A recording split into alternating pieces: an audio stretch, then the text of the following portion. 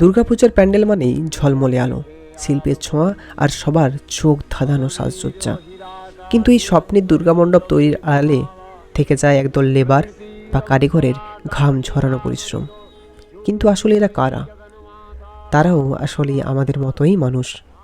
পুজোর এই কয়েক মাস আগে কেউ কেউ গ্রামের ভিটেমাটি ছেড়ে শহরে আসেন নিজেদের শ্রম আর মেধা দিয়ে আমাদের সুন্দর সুন্দর দুর্গামণ্ডপ উপহার দেওয়ার।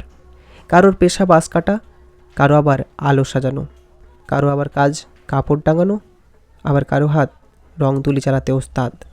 তবে অল্প সময়ে দিনরাত খেটে তারা তৈরি করেন স্বপ্নের প্যান্ডেল। কিন্তু কখনো কি মনে হয়েছে তাদের জীবন আসলেই কেমন? সেই ভোর থেকে রাত অবধি ঘাম ঝরানো খাটুনি, বৃষ্টি হোক বা রোদ, প্যান্ডেল তৈরির কাজ থামে না। পুজোর কয়েকদিন আগেও তারা নিজেরা উৎসবের সাজটুকুও দেখতে পায় না, কারণ তারা তখনও ব্যস্ত থাকে প্যান্ডেল শেষ করতে।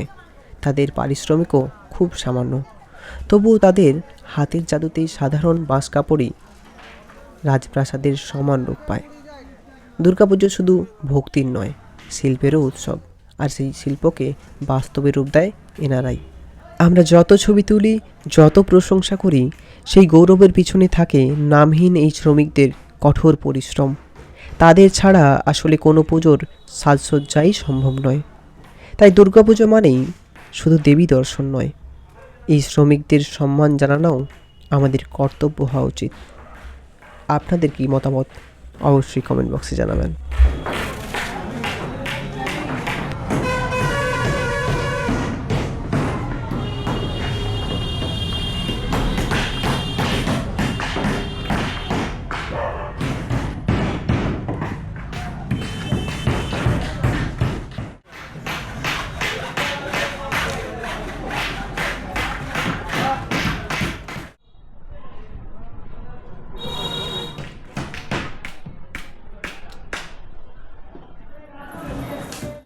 বোতল বোতল পুরো বোতল যাবে?